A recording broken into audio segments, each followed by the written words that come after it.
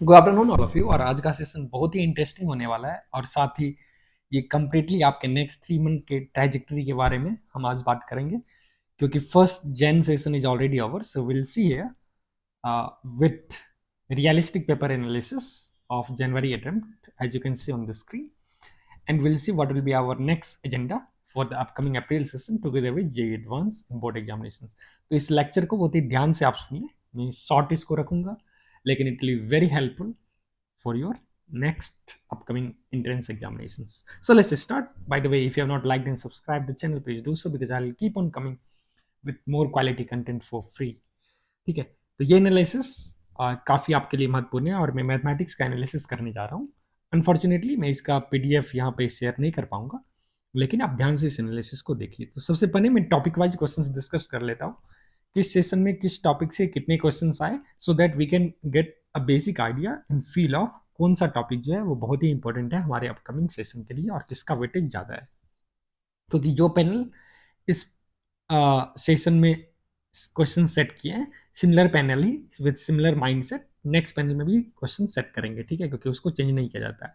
तो उससे क्या होगा ना, ऑल दो like team members will very, लेकिन पैनल का जो टीम है वो फिक्स रहता है, तो उनका मोर ओवर माइंडसेट जो होता है वो सिमिलर होता है। लेकिन कुछ टॉपिक्स जो सपोज इस सेशन में टच नहीं किए गए हैं, इट्स मे बी पॉसिबल और वो डेफिनेटली नेक्स्ट सेशन में टच किए जाएंगे, तो मैं उसका भी एनालिसिस अभी जल्द से जल्द कर दूंगा और आपको बताऊंगा भी जो आपको कैसे मैनेज करना है। अगर आपका मार्क्स 150 से कम है, अगर आपका मार्क्स 150 से 200 है, और अगर आपका मार्क्स 200 से 250 है और किसी का 250 प्लस है, तो इस 4 कैटेगरी में मैं डिवाइड करूंगा बच्चों को और फिर accordingly will see what should be our plan in brief. ठीक है, नो बकवास, चलिए एग्जैक्टली हम पॉइंट पे आते हैं। तो सबसे पहले जो है वो तुम देख सकते हो सेट्स, रिलेशंस और फंक्शन से, जो सेट्स और नंबर्स और इंटरवल से जो क्वेश्चन पूछा गया है वो 22nd मॉर्निंग सेट में सिर्फ एक क्वेश्चन है, उसके बाद कहीं आपको देखने को नजर नहीं आ रहा है। तो आप देख सकते हो ये पूरा एम्प्टी है उसके बाद, राइट, ये पूरा एम्प्टी है, टोटल एक क्वेश्चन ही इससे आया है। फिर फंडामेंटल ऑफ अलजेब्रा, बहुत ही बेसिक, जैसे 9-10 के बेसिस पे जो क्वेश्चंस पूछा गया है या बेसिक मैथ्स से, वो 2 क्वेश्चंस है। क्वाड्रेटिक इक्वेशन से 4 क्वेश्चंस है, तो ये भी कुछ सेशंस में अवेलेबल नहीं थे, कुछ कुछ सेशंस में ये पूछे गए थे। लॉगरिथम से तुम देख सकते हो सिर्फ फर्स्ट डे फर्स्ट शो में ही क्वेश्चन है, उसमें एक क्वेश्चन है। सीक्वेंस इन सीरीज से, अब दैट्स वेरी इंपॉर्टेंट, देखो हर एक सेशन में पूछा गया टोटल नंबर ऑफ क्वेश्चन जो हमारे पास है 1 2 3 4 5 सेशन मिला के वो 14 क्वेश्चन है। तो ऑन द एवरेज 1 से 1.5 क्वेश्चन हर जगह पूछा गया है। 1.5 क्वेश्चन का मतलब देखो किसी किसी सेशन में 2-2 क्वेश्चन भी पूछ दिए गए। और सीक्वेंस सीरीज से जो मेजर क्वेश्चन है वो टेलीस्कोपिक सीरीज और डायरेक्टली अरिथमेटिक प्रोग्रेशन और ज्योमेट्रिक प्रोग्रेशन पे है, तो वो दोनों टॉपिक बहुत ही इंपॉर्टेंट है, तो उसको आप नोट करते जाइएगा। Trigonometric ratio identity as such कुछ सेशंस में नहीं पूछा गया, लेकिन ऑन द एवरेज इससे भी 5 क्वेश्चंस पूछा गया है। ट्रिग्नोमेट्रिक इक्वेशंस वैसे सिलेबस से हटा दिया गया था। ट्रिग्नोमेट्रिक इक्वेशंस आप देखोगे मेन सिलेबस में डायरेक्टली इन्वॉल्व नहीं है, तो इसीलिए उससे सिर्फ एक क्वेश्चन देखने को मिला, वो भी बहुत ही बेसिक था, तो जिसका वेटेज नहीं था। फंडामेंटल ऑफ ज्योमेट्री से एक भी क्वेश्चन नहीं है, प्योर ज्योमेट्री का एक भी क्वेश्चन नहीं है। सॉल्यूशन ऑफ ट्रायंगल, जैसे कि इन्होंने बताया था, सॉल्यूशन ऑफ ट्रायंगल सिलेबस में नहीं है, और इस बार इन्होंने एनटीए वाले ने वादा अपना पूरा रखा है और उससे एक भी क्वेश्चन नहीं आएगा और नेक्स्ट सेशन में भी एक भी क्वेश्चन नहीं आएगा सॉल्यूशन ऑफ ट्रायंगल से। ठीक है, प्योर ज्योमेट्री से क्वेश्चंस नहीं आएंगे उनके वादे के अनुसार।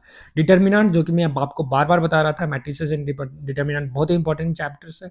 डिटर्मिनेंट से क्रेमर्स रूल से जो सॉल्यूशंस ऑफ इक्वेशंस है, ठीक है ना, जैसे linear equations in 3 unknown, 3 equation in 3 unknown वाले क्वेश्चन जो है वो तो गारंटीड है। कंसिस्टेंट इनकंसिस्टेंट सिस्टम, तो ऑन द एवरेज ये देखो सिर्फ वहां से ही 7 क्वेश्चन पूछने को मिले। स्ट्रेट लाइन बहुत ही इंपॉर्टेंट टॉपिक है, तो भले ही एक सेशन में यहाँ पे क्वेश्चन नहीं था, लेकिन ऑन द एवरेज एक क्वेश्चन से 2 क्वेश्चन पर सेशन में आया, तो 11। सर्कल्स, ये भी इंपॉर्टेंट टॉपिक है, तो देखो ऑल्टरनेट करके क्वेश्चन पूछा गया है ऑलमोस्ट, सो 6 है। तो आप अगर फर्स्ट पेज में देखो तो सबसे इंपॉर्टेंट जो सबसे मैक्सिमम क्वेश्चन पूछा गया है वो बहुत ही बेसिक से, बेसिक चैप्टर्स जो है सीक्वेंस सीरीज सब बच्चों का फेवरेट होता है, वहां से पूछा गया है, और फिर कोऑर्डिनेट ज्योमेट्री से, स्ट्रेट लाइन और सर्कल। तो इस तीनों का ही वेटेज आपस में तुम देख लो ऑलमोस्ट 50% से ज्यादा हो गया। चलो नेक्स्ट टॉपिक को फिर देखते हैं, पैराबोला से। कोऑर्डिनेट ज्योमेट्री भर भर क्या है, जो कि मैं ऑलरेडी आपको बताता हूँ। कोऑर्डिनेट ज्योमेट्री, वेक्टर्स, ठीक है, 3D तो आपके सिलेबस में है, सिर्फ लाइंस है, जो कि सिर्फ एसक्यू लाइंस को प्लानिटरी दिखाने का प्रॉपर्टीज है।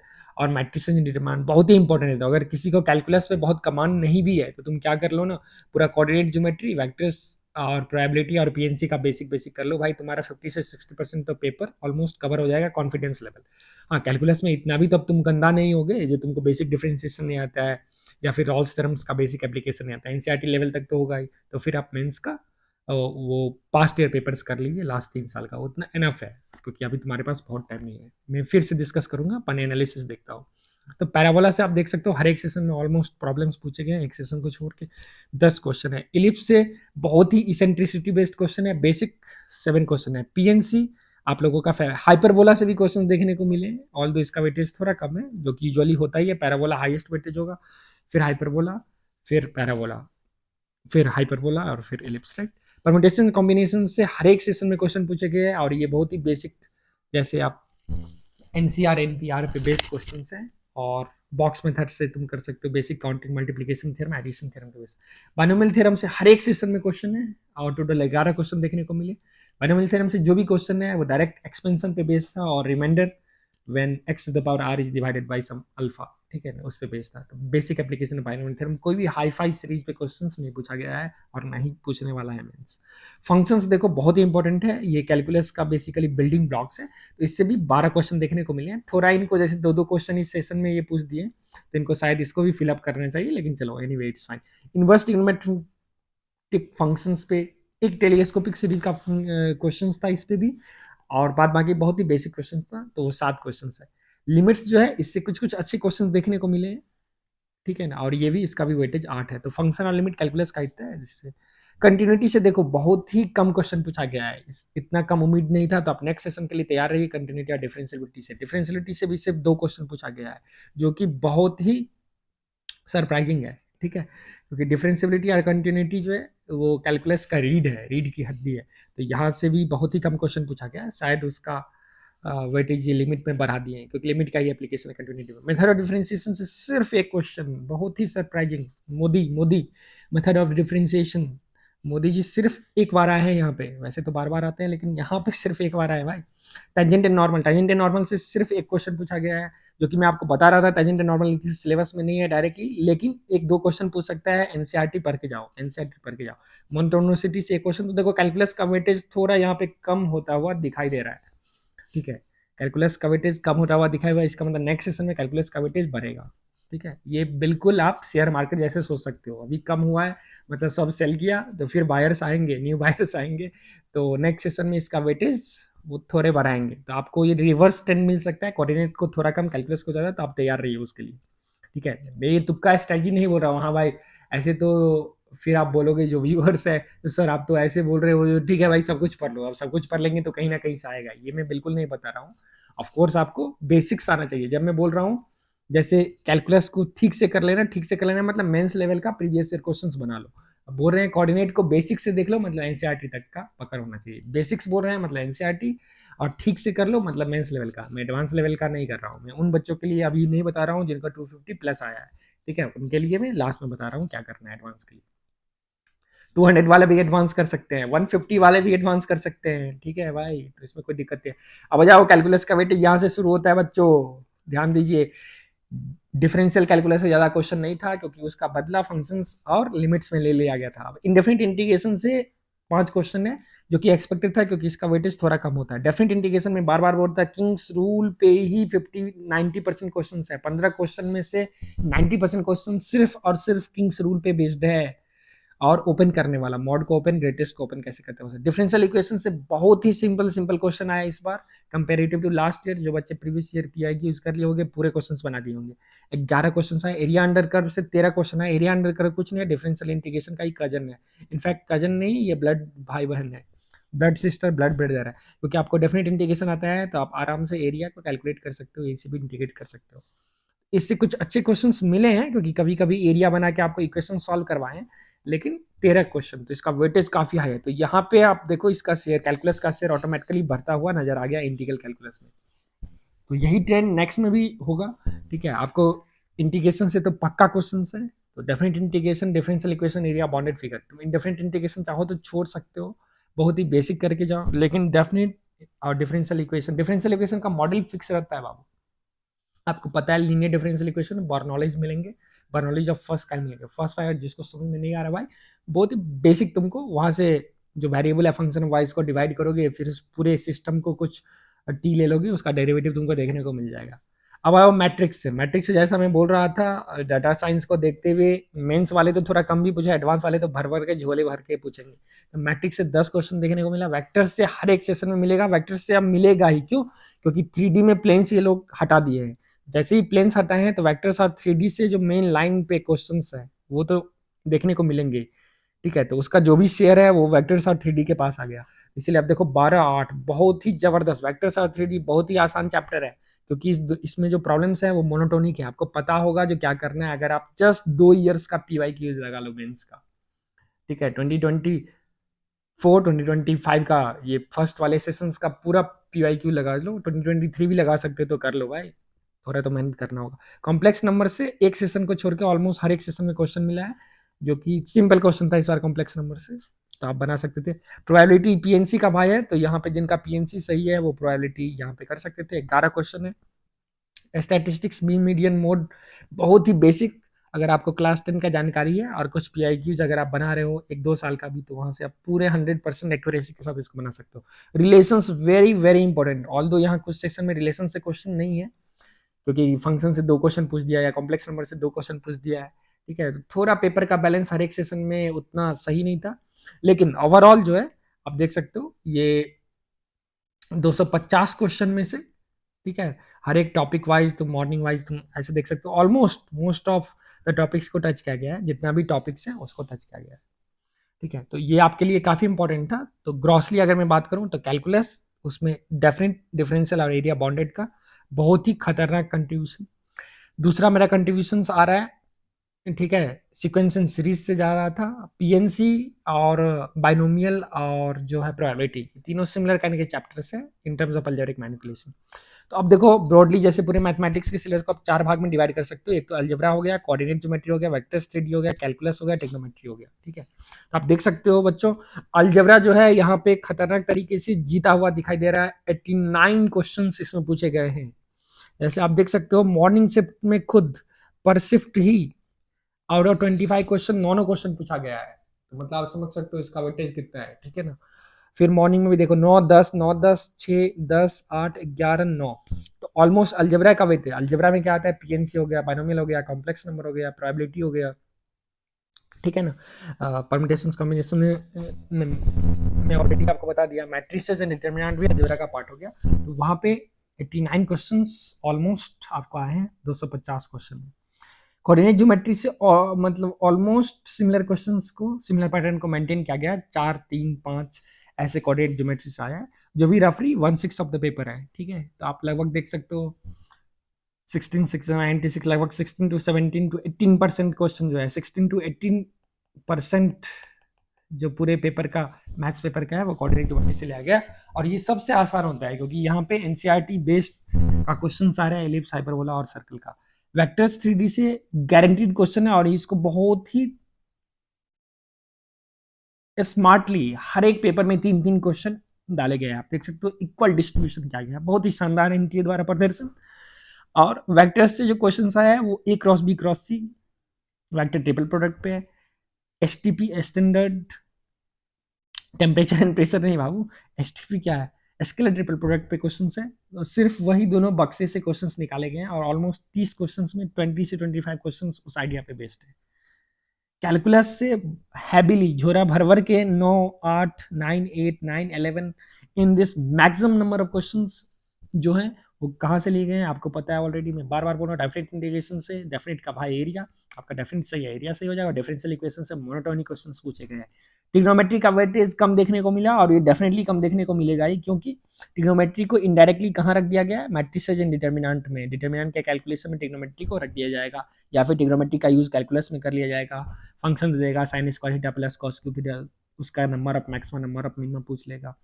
तो आप मिला जुला के आप देख सकते हो जो पेपर जो है 89, 38 कोऑर्डिनेट ज्योमेट्री से 30, कैलकुलस से 87 और ट्रिग्नोमेट्री। अगर कोई बच्चा को 2 टॉपिक पे कमांड करना है तो अलजेब्रा और कैलकुलस कर लो भाई, या अलजेब्रा कोऑर्डिनेट ज्योमेट्री कर लो। और इसमें से इस तीनों टॉपिक में से अलजेब्रा, कोऑर्डिनेट और कैलकुलस में से देख लो तुम्हारा कौन वीक है, जो वीक है उसका पीवाईक्यूज लगा लो, कितना साल का, 3 इयर्स का। देखो ऐसा क्रिस्प एनालिसिस आपको नहीं मिलेगा, ठीक है, इसके लिए आपको कोचिंग इंस्टीट्यूट में हैवी फीस पे करना पड़ता है, और इसीलिए तो कोचिंग इंस्टीट्यूट है, this coaching institutes are definitely helping you, ठीक है।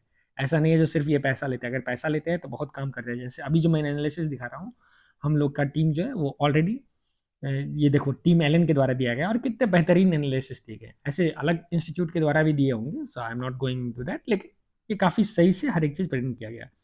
अब देखो, अब फाइनली मैं मैथमेटिक्स का देखा तो 11th और 12th टॉपिक को कितना वेटेज दिया गया है, और कंबाइंड टॉपिक को कितना वेटेज दिया गया है। तो आप देख सकते हो 11th टॉपिक को हर एक सेशन में ऑलमोस्ट 95 क्वेश्चन 11 टॉपिक से, 83 12 टॉपिक से।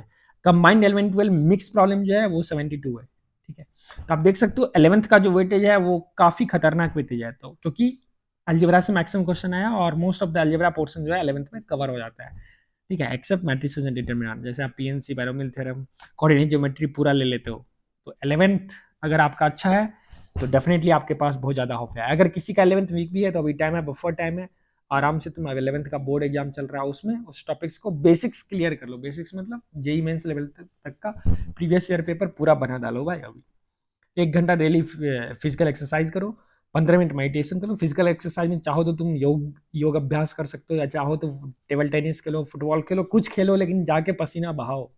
उस करने से मेंटल अलर्टनेस बढ़ेगा, आपके बॉडी में हेमोग्लोबिन का सप्लाई, ऑक्सीजन का सप्लाई ज़्यादा होगा, एंड HbO2 बनेगा। आपको पता है ना, हेमोग्लोबिन जब रिएक्ट करता है ऑक्सीजन से तो ऑक्सी हेमोग्लोबिन बनाता है। जितना ऑक्सी हेमोग्लोबिन का मात्रा ज़्यादा होगा, आपका ब्रेन का जो सेंसेशन सेंसरी जो होगा, ठीक है, उसका रिएक्शन टाइम जो होगा उतना कम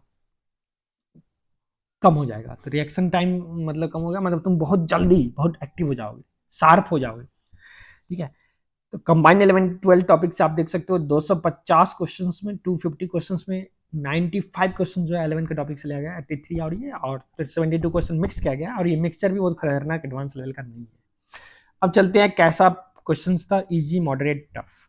तो 250 में 156 प्रॉब्लम जो है आप देख सकते हो मॉर्निंग शिफ्ट में, लगभग लगभग 50% पेपर जो है वो आसान कैटेगरी में था, और जब हम आसान बोल रहे हैं मतलब एनसीईआरटी के कैटेगरी था।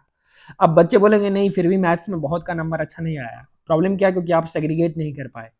फिर से वही गलती की, आप 25 क्वेश्चन में से आपको पता ही नहीं चला, तो 25 में से 15 क्वेश्चन आसान था। देखो इसमें जैसे इवनिंग शिफ्ट में 19 क्वेश्चन आसान है, सबसे कम आसान वाला शिफ्ट जो है 23rd मॉर्निंग सेशन है, ठीक है। ये अकॉर्डिंग टू स्टूडेंट्स का फीडबैक और टीचर्स के भी एक्सपीरियंस से ये बनाया गया है, ठीक है। तो मैथ्स के लिए अगर हम बोले तो 23rd फर्स्ट 2025 जो है, तो आप देख सकते हो यहाँ पे टफ क्वेश्चन जैसे देखोगे तो मोर और लेस ज़्यादा कुछ है नहीं। 24th सेशन में जैसे 2 टफ थे, 6 मॉडरेट से, ऐसे किया गया है, ठीक है।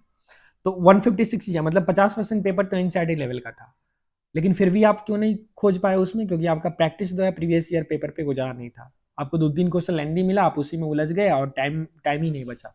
बहुत बच्चे के लिए टाइम नहीं बचा, बहुत बच्चे जो कि 1.5 आवर भी मैथ्स में दिए हैं फिर भी उनका स्कोर 40-50 में है। तो वो सिंपल है भाई, आपका कॉन्सेप्ट क्लियर नहीं है, ठीक है। कॉन्सेप्ट क्लियर कैसे नहीं है, क्योंकि आप जो बार बार मैं बोल रहा था, आप एग्जाम से पहले क्या कर रहे थे, नंबर ऑफ क्वेश्चंस पे ध्यान दे रहे थे, क्वालिटी ऑफ क्वेश्चंस पे नहीं। मैं बार बार अपने क्लास में बोलता हूँ भाई, क्वालिटी ऑफ क्वेश्चंस लगाओ, नंबर ऑफ क्वेश्चंस इंपॉर्टेंट नहीं है। भेड़ बकरी वाला काम मत करो, भेड़ बकरी वाला काम करोगे तो वही 1000 में 1 बच्चे का रैंक आएगा। अगर 1000 में 200 बच्चे का रैंक आना है, जो कि कुछ कोचिंग में लाते हैं, ठीक है, मैं नाम नहीं लूंगा, समझ रहे हो, मैं एलन का बात कर रहा हूँ, बिल्कुल। तो एलन में इन मैं किसी कोचिंग का एडवर्टाइज या नहीं कर रहा हूँ अपने प्लेटफॉर्म से, लेकिन फिर भी बताओ, जैसे यहाँ पे नंबर ऑफ सिलेक्शन ज़्यादा होते हैं। अब जैसे आप अगर आप अभी चैतन्य का देखोगे तो एक बच्चा 300 आउट ऑफ 300 लाया, एलन में भी 300 आउट ऑफ 300 लाया, लेकिन चैतन्य में क्या होगा ना, वहाँ पे क्या होता है ना, जैसे तुम वो पढ़ते होगे, अगर एक graph bell bell shaped curve आता है तो वहाँ देखोगे सिर्फ 0.1% बच्चा टॉपर्स कैटेगरी में है, बाद बाकी 99.9% जो है ना वो बिलो एवरेज कैटेगरी में चले जाते हैं। क्यों? क्योंकि वो रोबोटिक पढ़ाते हैं। तो आपको मतलब अब देखो, अब कोचिंग कैसे पढ़ाते हैं वो नहीं, तुम कैसे पढ़ो, कोचिंग तो सबके लिए है। सेम टीचर है जो 300 आउट ऑफ 300 भी बच्चा लाया और उसी के क्लास में 200 भी ला रहा है, तो अब बच्चे पे भी डिपेंड करता है, ठीक है। लेकिन अब जितने टीचर का बात फॉलो करोगे उतना होगा। अभी भी देर नहीं हुआ, आपके पास 2 महीना है, कम से कम तुम 50 से 100 नंबर्स तो ऐड कर सकते हो। तुम्हारा स्कोर 150 आ रहा है तो उसको 200 बना सकते हो, जिसका 200 आ रहा है 230 बना सकते हो, 250 आ रहा है वो 280 कर सकता है, इस स्ट्रेटजी से। ध्यान दो भाई। तो आसान क्वेश्चन है, आपको सेग्रीगेट करना है। सेग्रीगेट कैसे करोगे? जब तुमको क्वेश्चंस का एक्सपोजर होगा तब ना पता चलेगा कौन आसान है जिसको मैं अटेम्प्ट करें, नहीं तो क्वेश्चन देख के तो तुमको लगेगा सब आसानी है, नहीं तो सब टफ ही है। इसलिए previous year previous year previous year यही काम करेगा। लास्ट 3 इयर्स का प्रीवियस ईयर जेई मेंस का पेपर वाइज अब करो, चैप्टर वाइज नहीं, पेपर वाइज क्वेश्चंस करो, ठीक है, उसको प्रॉपर्ली एनालाइज करो। अगर तुम्हारा 40% मार्क्स आ रहा है उसमें दुखी मत हो, बार बार पूरा पेपर करो, उसको फिर एनालाइज करो क्या गलती हुआ, मिस्टेक से सीखो और पूरा कंप्लीट करो रिग्रेसली, ठीक है। जिन्होंने ऑलरेडी कर रखा है वो जे एडवांस का लास्ट 5 इयर्स का बना डालो, ठीक है ना, मोर देन एनफ है। देखो मॉडरेट भी जो है, अब फर्स्ट सेशन में ही मॉडरेट 10 क्वेश्चन था, 6 क्वेश्चन था, 14 था, तो मॉडरेट 88 क्वेश्चन था और टफ क्वेश्चन 6 है। तो बच्चे बोलते रहते हैं मैथ्स बहुत लेंदी है भाई, तो तुम इजी और मॉडरेट में से कर लो, टफ को छोड़ दो। अगर तुम टफ को छोड़ भी दे दो तब पर भी अगर देखो तुम्हारे पास कितना, तो तुम कोई भी शिफ्ट उठा लो भाई, मैक्सिमम तो टफ था, तो 14 आवर एंड 23 क्वेश्चन, 23 क्वेश्चन में तुम 18 भी बना के आता, ठीक है, तो 72 मार्क्स आया। उसमें से अगर 2 क्वेश्चन गलत भी करे तब तो तुम्हारे पास 60 के आसपास आता ना नंबर, तो 60 के आसपास तो परसेंटाइल ऐसे ही 98 से 99 बन जाएगा, ठीक है। कोई भी सेशन में 60 के आसपास 98 प्लस परसेंटाइल रहेगा मैथ्स में, क्योंकि बच्चे वही सेग्रीगेट किए नहीं। दूसरा कारण है फिजिक्स केमिस्ट्री बायस था, क्योंकि फिजिक्स केमिस्ट्री काफी आसान था पेपर, एनसीईआरटी लेवल का, तो बच्चे लोग पूरा भर भर के उसमें नंबर लाए, 90 95 100 नंबर लाया, ठीक है। तो इसीलिए आप बच्चे क्या किए ना, पने फिजिक्स केमिस्ट्री किए हैं, तो वो तो बिल्कुल सही बात है भाई, जो आसान रहेगा तो पने तुम गिदर को मारोगे कि शेर के साथ खेलोगे, पने गिदर के साथ खेलो, फिजिक्स केमिस्ट्री को कर लो 1.5 आवर में। अब 1.5 आवर में ना उसमें भी मैथ्स को सीरियल वाइज मत करो, सेलेक्ट करो आसान क्वेश्चंस या फिर वो टॉपिक जिसमें तुम कंफर्टेबल हो। सपोज कैलकुलस में तुम्हारा इंटरेस्ट है, तुम लाइक करते हो कैलकुलस को, तो कैलकुलस के ऊपर धो डालो भाई। अब कैलकुलस में भी ऐसा नहीं है हम लाइक करते हैं तो अब ईगो प्रॉब्लम हो गया, हर एक क्वेश्चन करेंगे, जिसमें फंस रहे हो उसको छोड़ो, कुछ तो होगा जो तुम्हारा फेवरेट टॉपिक होगा, उससे आ रहा है क्वेश्चन, दिखा हुआ लग रहा है, करो। अब देखो अब फिर टाइप ऑफ क्वेश्चन एनालिसिस हुआ, direct answer type question, calculation based question, multiple topic question, direct answer question भी 41 था, मतलब 4 क्वेश्चन, 3 क्वेश्चन, 5 क्वेश्चन, तो पेपर का लगभग 1/4 जो 25% क्वेश्चन जो है वो डायरेक्ट क्वेश्चन है भाई, मतलब एनसीईआरटी का ही बेसिक, एनसीईआरटी का भी बेसिक लेवल, ऐसा ऐसा क्वेश्चन था इस सेशन में, वही आपको ढूंढना है। कैलकुलेशन थोड़ा कैलकुलेशन बेस्ड क्वेश्चन था जिसमें 3 से 4 मिनट लग सकता था, वो ऑलमोस्ट 12 से 13 क्वेश्चन था जो हैवीली था, 136। मल्टीपल क्वेश्चन को मिक्स थोड़ा एडवांस वाला फ्लेवर देना चाह रहा था, एडवांस फ्लेवर, ठीक है ना, ऊपर से तड़का लगा रहा था एडवांस का, तो वो भी 73 क्वेश्चन था। अब देख सकते हो 250 क्वेश्चन में जो है ये हालत था, ठीक है। फाइनली मैं इजी मॉडरेट टफ और एक्सपेक्टेड मार्क्स बता दूं, तो मॉर्निंग सेशन में तो देखो 15 इजी था, 10 टफ था और टफ तुम 10 मॉडरेट था, इजी नहीं था। एक्सपेक्टेड मार्क्स आपका 55 तो होना चाहिए। इवनिंग में एक्सपेक्टेड मार्क्स 6 होना चाहिए 22 में। अगर देख लो आप कौन कौन बच्चा को इस मार्क्स कैटेगरी में फॉल कर रहे हो, तो तुम्हारा ठीक ठाक नंबर है, ठीक है। 23rd को अगर देखें तो 45 और 55 मॉर्निंग और इवनिंग सेशन होना चाहिए, 10 इजी और 40 मॉडरेट था, एक टफ था। फिर तुम्हारा मॉर्निंग 21st को एक्सपेक्टेड मार्क्स जो है वो 60 और 65 आना चाहिए, क्योंकि 17 इजी और 14 इजी, 6 और 9 टफ था। फिर 60 65 60 60, तो तुम मैथ्स का अगर बात करो, मैथ्स का अगर बात करो तो लगभग जो तुम देख रहे हो 50 से लेके 60 मार्क्स तक काफी, मतलब ये मोस्ट ऑफ द स्टूडेंट जो अच्छे बच्चे होंगे उनका मार्क्स 50 से 60 में जा रहा होगा, ठीक है। अब कोई कोई सेशन में जैसे तुम्हारा 40 45 में भी जा रहा है, क्योंकि यहाँ पे थोड़ा मॉडरेट और लेंथी कैलकुलेशन वाला जा रहा था। तो अगर आपका मार्क्स 60 से ज्यादा है तो आप कमेंट करो, मतलब डेफिनेटली तुम्हारा परसेंटाइल 99 प्लस होने वाला है, कोई ब्रह्मा जी भी नहीं रोक सकते हैं, ठीक है। अब expected time to solve the paper, अब देखो जैसे फर्स्ट सेशन को 80 मिनट्स में तुम सॉल्व कर सकते थे, फिर 75 मिनट्स में, 85 मिनट्स में, मतलब 1 आवर में 60 मिनट्स देखो हम लोगों ने कहीं नहीं दिया है, मतलब आपको कम से कम 1 आवर, ठीक है ना, 25 मिनट्स कोई कोई पेपर में लगेंगे, तब तुम इतना, तब तुम पूरा पेपर को प्रॉपरली अटेम्प्ट कर पाओगे। तो 85 मिनट्स, 75 मिनट, तुम देखो ऑलमोस्ट हर एक पेपर में 1 आवर 20 मिनट्स करके लगा है, 1 आवर 20, 1 आवर 25 मिनट्स। तो अगर किसी बच्चे का 1.5 आवर लगा है और तुम 60 मार्क्स ला रहे हो भाई, तुम्हारा प्रिपरेशन बहुत तोप वाला नहीं था, तो तुम खुश रहो अपने मार्क्स से, तुम्हारा मैथ्स में काफी अच्छा मार्क्स लगा है। अब हम बोल रहे हैं 60 मार्क्स मैथ्स में जो है तुम्हारा इक्विवेलेंट होगा उसी पेपर में 80 मार्क्स इन फिजिक्स और केमिस्ट्री, ये तो गारंटी है, लिख के ले लो, ठीक है। 60 मार्क्स में अगर तुम्हारा परसेंटाइल एक्स आया तो फिजिक्स के 80 मार्क्स में भी एक्स ही परसेंटाइल होगा, तो ज़्यादा से ज़्यादा 0.5 या 1 परसेंटाइल का प्लस माइनस तुम एक्सपेक्ट मिल सकते हो, ठीक है। तो मैथ्स में भले ही आपका मार्क्स लो आया लेकिन परसेंटाइल बूस्ट कर देगा, वो आप देख लेना। अब टाइप ऑफ क्वेश्चन पे आ जाते हैं। एजर्सन रीजन टाइप एक भी क्वेश्चन नहीं मिला क्योंकि ये कंट्रोवर्शियल क्वेश्चन हो जाता था, ठीक है। तो ये बहुत ही अच्छा बात दिया है जो एजर्सन रीजन नहीं पूछा, क्योंकि ये एजर्सन सही है, रीजन सही है और उसका करेक्ट एक्सप्लेनेशन है, इसमें बच्चे फंस जाते थे। आज एनटीए वाले आपको फंसाया नहीं, तो इसके लिए आप एनटीए वाले को धन्यवाद दो। पिछले साल बहुत तुम रोस्ट किए हो। स्टेटमेंट 1 एंड 2 टाइप जो क्वेश्चन है, जो हमारे काफी मॉक टेस्ट जो हम अपने चैनल पे दिए हैं उसमें भी डाले थे हमने, नारायण चैतन्य आइलैंड फिर ये सबके टेस्ट सीरीज में इन्होंने इनकॉपरेट किया था, और इसे 2 क्वेश्चंस मिला है। मैचिंग लिस्ट एक भी क्वेश्चन नहीं है, तो मेजरली क्वेश्चन जो है सिंगल टाइप और integer type, single correct integer type, मतलब बहुत ही ज्यादा आपको आपके भावनाओं से खिलाने नहीं गया है।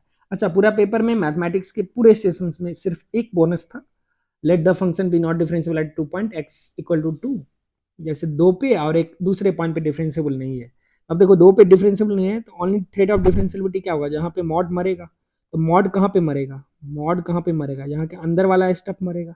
अब ये बोल रहा है डिफरेंशिएबल नहीं है कहां पे, 2 पे, इसका मतलब 2 पे ये मॉड मरना चाहिए, तो 4 minus 2a plus 2 should be 0। तो यहाँ से 2a इक्वल टू -6, ए का वैल्यू आ गया -3।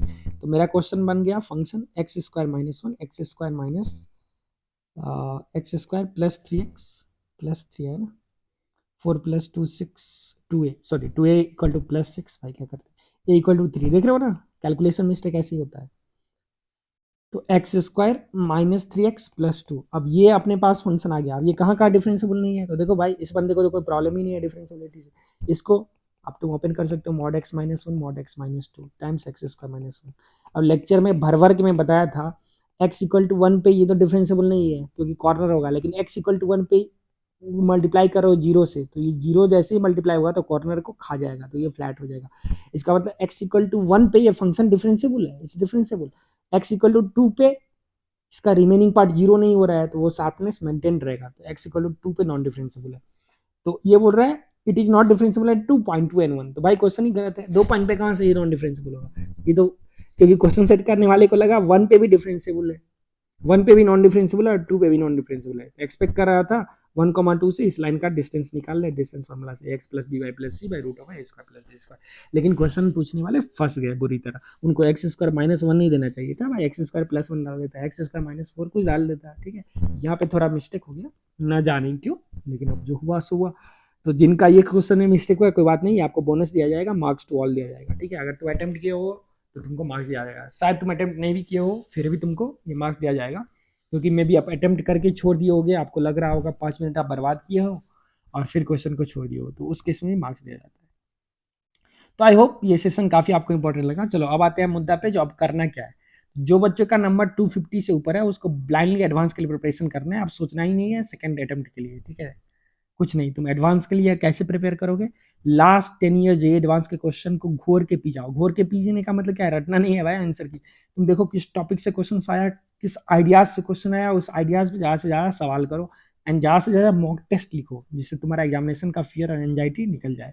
एंजाइटी को कम करने का एक और तरीका, बार बार बोल रहे हैं, मेडिटेशन करो, कोई नहीं बताएगा भाई, ठीक है, क्योंकि अब घूम के जाओगे दुनिया तो कहाँ आओगे, वापस वही आओगे। देखो ना ITN बाबा का डायलॉग तो वही होगा, आपको मेडिटेशन और योग पे आना ही होगा। अगर करे हो तो सही है, अगर तुम्हारे पास बेटर मेथड है खुद के एलिवेट करने का, खुद के कॉन्शियसनेस को इनहेंस करने का, तो कमेंट में हमको भी बताओ, हम मेडिटेशन छोड़ के हम भी उसी को फॉलो करेंगे। I hope you are getting the point, ठीक है, because I am always open to new techniques of enhancing our self consciousness. तो उसी का बात है, क्योंकि अब बहुत बच्चे अच्छे हैं जो मेरे यूट्यूब चैनल को देख रहे हैं, जो नहीं भी देख रहे हैं वो भी बहुत अच्छे हैं भाई, ऐसा थोड़ी है जो देख रहा है वही अच्छा है ठीक है, हम रहे ना रहे आपका अस्तित्व रहना चाहिए, वही है ना, हम रहे या ना रहे भारत रहना चाहिए, तो वो चीज़ है, ठीक है। आप मार्क्स कम लाओ ज़्यादा रहो, लेकिन खुद में एक जो एक लर्निंग का जो कीड़ा है ना, it's like the craving for learning जो है, वो चीज़ बंद नहीं होना चाहिए। अगर वो बंद हो गया तुम IT में भी जाके क्या ही कर लोगे, फिर वही 9 to 5 जॉब करोगे, और कुछ नहीं होगा, ठीक है। हाँ चलो, तो प्रीवियस ईयर कर लेना भाई। चलो अब दोस्तों, जो दूसरे का बच्चे हैं 200 से 250 है, तो आप क्या करो ना, एक मॉक टेस्ट करो और एक दिन का गैप लो, तुम डेली मॉक टेस्ट मत लिखो, 2-3 दिन का गैप लो, उस मॉक टेस्ट को एनालाइज करो, रिवाइज करो कुछ अपने वीक टॉपिक्स, उस पर सॉल्व एग्जाम्पल्स देखो, प्रीवियस ईयर मेंस का, फिर previous year advance last 10 years कर लो, वो 200 से 250 वाले बच्चे, और मॉक टेस्ट लिखो जितना लिखना है, जितना लिखना है, मतलब डेली मत लिखो जो फिर कंफ्यूज ही कर जाओ, ठीक है। उसको एनालाइज करो, एरर एनालिसिस करो, कहाँ मिस्टेक हो। जो 200 से कम वाले बच्चे हैं अगर वो ऑलरेडी एडवांस के प्रिपरेशन रिग्रेसली कर रहे थे, सपोज तुम्हारा 180 मार्क्स है, 160 मार्क्स भी है, let's say 160 for example, if you have already solve last 10 years advance, तुमको लग रहा है मैथ्स तुम्हारा अच्छा है, फिर भी कोई कारण बस तुम्हारा मार्क्स कम आ रहा है, तो अभी तुम होप नहीं छोड़ो, तुमको क्या करना है, मेंस का मॉक टेस्ट लिखना है, मेंस के लिए कुछ पढ़ना नहीं है, और एडवांस का प्रिपरेशन करना है। मतलब एडवांस के प्रिपरेशन करो, और मेंस का प्रिपरेशन तुम सिर्फ मॉक टेस्ट के द्वारा करोगे। आप समझ रहे हो ना? और तुम एडवांस का फ्री हैंड से क्वेश्चंस को सॉल्व करते रहो। और साथ साथ क्या करो ना, 150 160 और 200 से कम वाले बच्चे, आप क्या करो, तो एनसीईआरटी को करो फिजिक्स केमिस्ट्री में, क्योंकि उससे आपका बोर्ड एग्जामिनेशन भी अच्छा होगा। बोर्ड एग्जामिनेशन अच्छा होगा तो बहुत स्टेट लेवल का एग्जामिनेशन जैसे केसीईटी वाले हैं, या फिर वेस्ट बंगाल बोर्ड एग्जामिनेशन है, उसमें भी बहुत क्वेश्चन जो है वो तुमको फायदा करेगा। तुम बिट्स में भी वो फायदा करेगा, डायरेक्ट क्वेश्चन आते हैं फिजिक्स केमिस्ट्री के, ठीक है, मैथ्स में भी डायरेक्ट क्वेश्चन आ जाते हैं, बीआईटी में, सो मेनी एग्जामिनेशन में फायदा फायदा करेगा तुमको। Last but not the list, don't lose hope, और आप में दम है, और एक एग्जाम डेफिनेटली तुम्हारी जिंदगी तो नहीं बदल सकता है, लेकिन हाँ तुम्हारा दोस्त को बदल सकता है, और दोस्ती बहुत जरूरी है। अगर तुम सकारात्मक, if you are bonded by creative peoples, then definitely आपका ब्रेन भी क्रिएटिव थिंकिंग और क्रिटिकल थिंकिंग में जाएगा। और इसीलिए तुम देखो ना, मोस्ट ऑफ द स्टूडेंट जो अच्छे कॉलेज से निकलते हैं वो ठीक ठाक कर लेते हैं एकेडमिकली, नॉन एकेडमिकली कैसा करते हैं पता नहीं, लेकिन एकेडमिकली तो अच्छे कर ही लेते हैं, ठीक है ना। मतलब पैसा वैसा तुम बिरयानी आराम से खा सकते हो 2 वक्त का बिना कोई टेंशन का, और पापा मम्मी को भी खिला सकते हो। ऐसे अगर तुम वेजिटेरियन हो तो बढ़िया भाई, फ्रूट्स खाओ, चाहते हैं जो सब आदमी हम भी वेजिटेरियन बने और फ्रूट्स खाए सब आदमी, ठीक है। तो अच्छे हेल्दी हैबिट्स को लाइए, पॉजिटिव माइंडसेट से काम कीजिए, और सफलता तो मतलब तुम डिफाइन करोगे ना। आप मान लो मेरा औकात था 100 मार्क्स का, हमको आ रहा है 140, तो हम सक्सेसफुल है। तुम दूसरे से क्यों कंपेयर कर रहे हो? अब देखो, अब हाईएस्ट तो 300 आउट ऑफ 300 है, तो उसके लिए सक्सेस है 300 आउट ऑफ 300, अब मेरे लिए सक्सेस 150 भी हो सकता है ना। तो तुम खुद का सक्सेस डिफाइन करो, अपने औकात के अनुसार अपना पैरामीटर सेट करो, ठीक है ना। हाथी को पेड़ पे मत चढ़ाओ, और बंदर को पेड़ से गिरा भी मत दो, उसको पेड़ पे कम से कम रहने दो, ठीक है। तो आई होप, ज़्यादा प्रवचन ये नहीं था, ये बहुत ही क्रूशियल लेक्चर था। I think one of the most crucial lecture जो मेरा इंटायर लेक्चर है अभी तक यूट्यूब पे।